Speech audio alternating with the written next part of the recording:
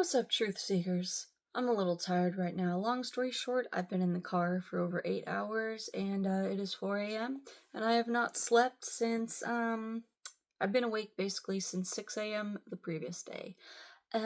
So we're gonna make this, hopefully, it goes well.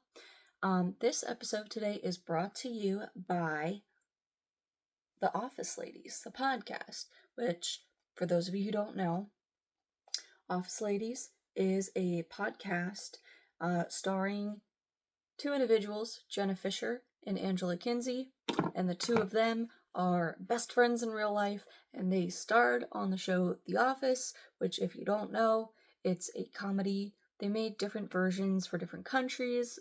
The first one was in the UK, but the American version is the one that ran for 9 seasons and was super, super popular. So, we're talking about that today. Now, the reason I'm making this video is because something came up in an episode of Office Ladies, which basically the two of them tend to go through episodes one at a time and go through the behind the scenes, but there's some additional stuff as well, including fan mail and random historical tidbits. Now, I would like to say that I'm making this video as a fan. This right here, this is Office Ladies merch. I love the Office Ladies. I love Jenna. I love Angela. I doubt that they'll see this, but in the event that you two are watching, I hope that you will come to this video with an open mind and understand another perspective a little bit.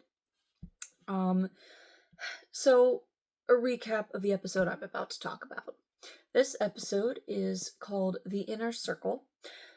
Now, the basic gist of the Inner Circle episode is that the boss, D'Angelo, is suspected to be sexist against the women, and they're all talking about it. And there is a character named Phyllis who says a thing. I'll get into that thing in a moment. We're going to listen to the clip together. But Phyllis says a thing, and then a fan mail comes in about Phyllis saying the thing, and then Jenna and Angela respond to the email. And I understand where they're coming from, but I think they're missing something. And as someone who is sort of in Phyllis's position, I would like to be understood, first of all. That's more of a selfish want, but I also think it's important for unity's sake, because how can we get along if we don't understand each other? And I know there are other women who think like me. So, for the sake of kind of learning together, really, and being on the same page about stuff, I would like to go over my thoughts on this, about why I'm actually with Phyllis, and why I don't quite agree with Angela, Jenna, and the fans' take on the situation. Scene, and Jenna, I thought we should hear it.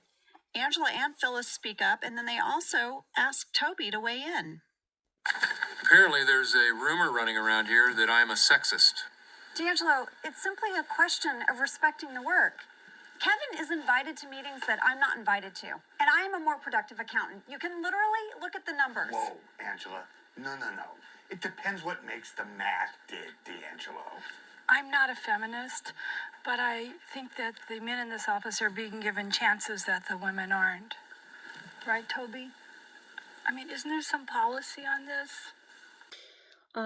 So I'm gonna cut out a little bit of the stuff in between. There's the line that Phyllis says, and then at the end of the scene is where they talk about the fan mail. I don't want to make you sit through the whole scene. If you want to watch the whole scene, you can either go to the Inner Circle episode, maybe you can find a clip online, or you can see the timestamps of the video over here. So you can do that. But I am going to cut a little bit out for the sake of time and kind of get to the point. So they're basically discussing whether or not they think there's sexism in the office, and Phyllis says, I'm not a feminist, but I'm seeing this. So let's move on. Whoa. Yeah. Well, we got a fan, I don't know what you would call it. I'm calling it a fan soapbox from Anna W. in England. Oh, let's hear it. Anna said, just so you know, they normally call it a fan mail flurry when they get a lot of fan mail from individuals about a topic, but That's why they're saying they're going to call it a fan mail soapbox, because it's not the usual fan mail flurry, and this is what they're naming it. I've held my tongue about Phyllis long enough.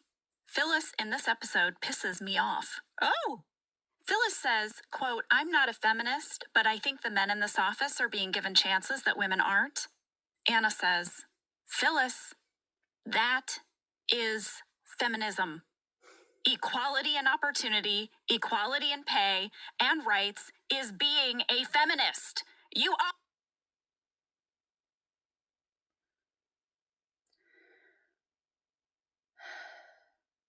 All right, this is more a note for myself, because if I don't say it out loud now, I'm going to forget it.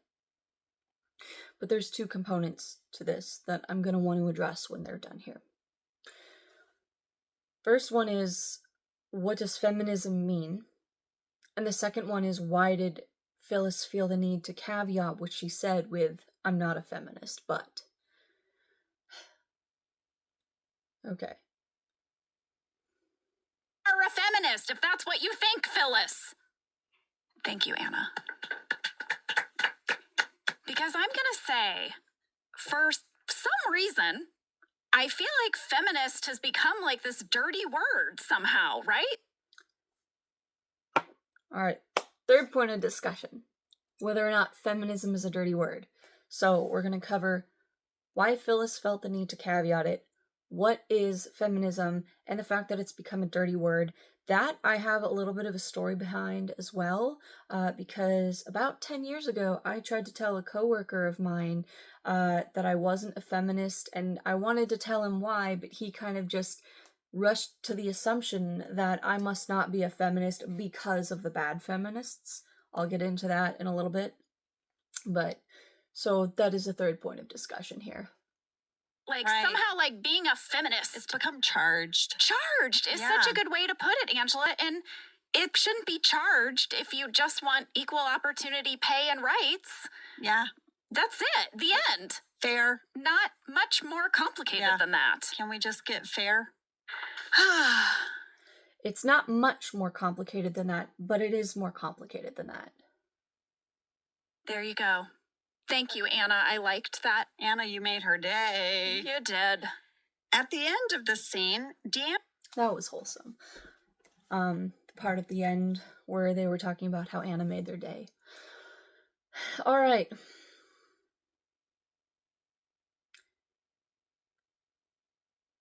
So let's start with what is feminism. You heard in this clip, and this is something I've heard many times in other places, that feminism is simply the belief that women should have equality with men. I partially agree with that definition, but not fully. I think that there is a second half to that definition that we've never said out loud because it's kind of a given. And the second half of that definition is ... in a context where women don't have equality with men. The definition of feminism is the belief that men should have equality with men within the context of a situation where women don't have equality with men. There's a reason why we call it feminism and not masculinism. The word femin in feminism means woman, and it implies something kind of specific, that the superiority of men is a given in culture, and that women should be raised up, right? We don't ever say, well, are you a masculinist? I'm a masculinist. We don't ever ask, are you a masculinist? We don't say masculinism is simply the belief that men should have equality with women. Do you believe that men should have equality with women? Well, then you're a masculinist. We don't say that. We don't even say that about feminism. We don't even say, if you believe that men should have equality with women, you're a feminist. Right? It goes one way only. Now,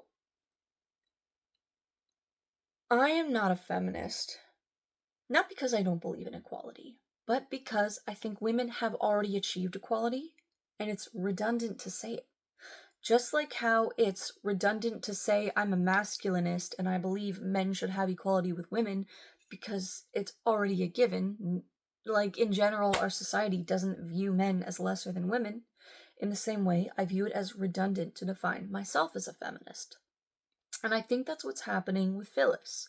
So I understand Anna's frustration.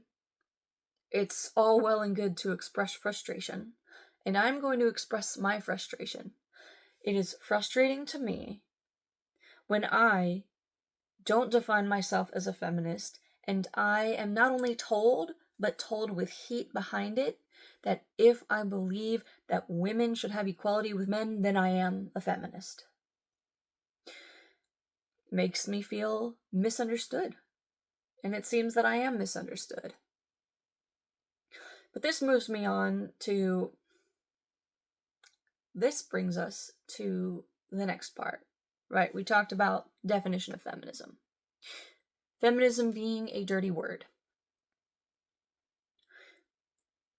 On the topic of me feeling misunderstood and a part of why this sort of thing makes me angry, it more irritates me these days. It used to make me angry, but I've gotten to a place where I've had enough people in my life with, I guess you could say, people who are based, who do understand the way that I think, who oftentimes think the same way I do, and when they don't think the same way, they actually understand it, in a way that Anna, Jenna, and Angela didn't really seem to. Once I had that, it kind of took my anger down to just irritation. But 10 years ago, and this was something that especially frustrated me as an individual who was never understood my whole life, even by my family. I had a pretty toxic mother. I didn't really have any close friendships pretty much my whole life. So being 19 years old, actually freshly 20, being 20 years old and having a coworker of mine have the exchange I'm about to tell you about stuck with me for a long time. But I was talking politics with one of my coworkers, and I told him I was not a feminist. And instead of asking me why I wasn't a feminist, he assumed why I wasn't. And I could tell he assumed because of what he said. Which, what he said boiled down to, just because there are feminazis out there, meaning a feminist that's extremely over the top, that hates men, that's toxic, whatever it is. Just because there are feminazis out there, that doesn't mean feminism is bad. As Jenna and Angela pointed out, the word feminism has kind of become a dirty word in society. In large part due to the fact that there are people who take it to extremes, and that shouldn't be discounted. Because while feminism, the belief that women should be equal with men in a context where they don't have it, is indeed a good thing, and we don't want people to think it's a bad thing just because the name of feminism has been tarnished. For those of us who have been impacted by toxic feminists, which for me it was less toxic feminists and more just toxic left-wing people in general that I've had to deal with, but feminism tends to fall on the left of the spectrum, I think mainly because people on the left tend to believe that we still live in a patriarchy, whereas people on the right typically don't. Either that or they advocate for it, but that's another story. Point being, they have a fair point. The word feminism has been tarnished. But once again, I think it's important to understand that, certainly for me, and I'm willing to bet for many others as well, the pushback against feminism isn't necessarily the fact that the name has been dirtied. Although the dirtying comes with it the more it's insisted, even outside of toxic behavior. If you don't believe that we live in a patriarchy, and other women are saying, well, we do live in a patriarchy, and here are the things that follow because we do, and they're not understanding why we don't call ourselves a feminist and even get mad at us for saying, well, I'm not a feminist, that also kind of tarnishes the name of feminism beyond just the toxic people, because it's this misunderstanding that I think is contributing to the aversion, right? Because if you are made to feel othered because of your perspective over and over again, it gets a lot easier to kind of judge the group that those critics are coming from, and it creates resentment and anger and division, and that's what I experienced. So if you're not understanding why people don't see themselves as feminists and you're just getting angry at them, be aware that you may actually be contributing to a culture of seeing feminism as a dirty thing. Final point. Why did Phyllis feel the need to caveat what she said with, "I'm not a feminist, but"? Obviously, I don't know what's inside Phyllis's mind. I don't think whoever wrote that episode tells us what's in Phyllis's mind. But I've said things like that before, and I'll tell you what was going on in my mind when I said it. A bias is basically leaning towards one direction or another. I'll put the definition up on the screen so that you can see it, just in case. I'm not doing it justice, but we have a tendency as human beings to have biases, which isn't inherently bad. You can have a bias and it's an unfair bias, or you can have a bias and it's not a big deal because we can't look at the world perfectly anyway. Let's just integrate our biases into a structure of fairness, of truth seeking, of critical thinking, all the things. But anyways, when you have a bias, your tendency is to notice things that fit with your bias. If someone who believes very much in UFOs claims they saw a UFO, maybe you believe them, maybe you don't. You're probably highly skeptical at the very least. But when someone who doesn't believe in UFOs and who has been arguing against the existence of UFOs and said, "I'm going to need a high degree of proof before I believe this," when that person comes out and says, "I saw a UFO," maybe it's a little more believable because they're primed to not see it as opposed to seeing it. If you are a feminist, if you believe we live in a patriarchy, if you believe that in general society tends to be sexist towards women, aka misogynistic, if you believe in injustice in general and you think this is a corrupt power structure, and you believe in intersectional feminism, which is not just, the belief that women should be equal with men in the context where they don't, it's kind of the belief that other demographic features as well impact kind of where you fall in the hierarchy, right? And the more diverse checkboxes you hit, the less privileged you generally are, and the more normal, undiverse boxes you check, typically the more privileged you are. So for example, men tend to have more privilege than women. White people tend to have more privilege than black people. Therefore, the people who are highest in privilege are white men, and the people who have the lowest privilege are black women. That's intersectional feminism.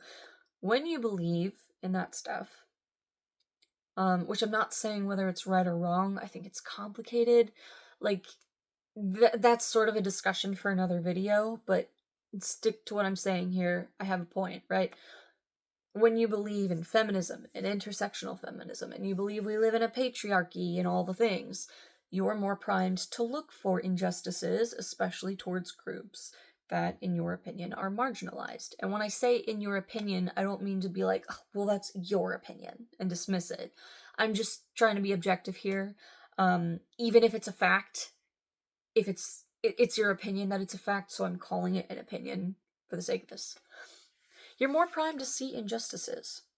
If you identify as a feminist, you're more likely to see sexism, even if it's not there, right? Someone like me, who believes that women have achieved equality in society, and that the majority of men are not sexist, that only the minority of men are, and that those men tend to be critiqued heavily in our culture by women and men, right? As somebody who sees that, it's a lot harder for me to reach the conclusion that sexism is going on. So, if you don't believe that discrimination is happening, who is more likely to be believable? The person who is primed to look for sexism, or the person who believes that sexism is the outlier? By Phyllis saying, "I'm not a feminist, but I think the women are not being given the same opportunities as the men," what that does is it says, I'm not primed to look for sexism. I tend to assume things are equal unless I have a good reason to think otherwise. And in this case, I have a good reason to think otherwise. So that's pretty much what I have to say on this issue. And I hope that I've shed light on this. If any of you who are watching this identify as feminists and you didn't know this or didn't see this perspective, it would mean a lot to me if you could let me know. I really do believe that the average person, or at least half of the average person, is pretty reasonable, and I think this is an issue that I've never heard it talked about this way. I've seen plenty of videos of people talking about why they're not a feminist, and they cite feminazis, they cite women who hate men, they cite the people who take it overboard who are toxic. I've never heard of anybody else saying what I've been telling people in person for the last several years once I learned how to put it in words and once I learned how to make my voice heard, because for a long time I didn't feel like I had a voice. I'm the only person I know of who is giving this reason for why I'm not a feminist, which is that I believe it's redundant because men and women have already achieved equality. And so it would mean a lot to me to know that that perspective is being understood. But I'd love to hear your guys' perspectives on whether or not you consider yourself a feminist and why. I'm not just saying that because I want comments to help promote my videos and the algorithms, although I would like that. I really am curious. I kind of want to know the breakdown of how people think who are watching this video. If you don't want to share that, here's the part where I do ask if you would be willing to help my algorithms. If you thought this video was worth sharing, if you think this channel is worth growing, I'd appreciate it if you would help my algorithms by liking the video, subscribing, leaving a comment, and if you don't have anything to say, maybe just leave me some emojis or something, or tell me you're giving me a comment for the algos. So that's all I got to say for now. Thanks for joining me, Truth Seekers, and I'll see you next month. If not sooner, but definitely next month.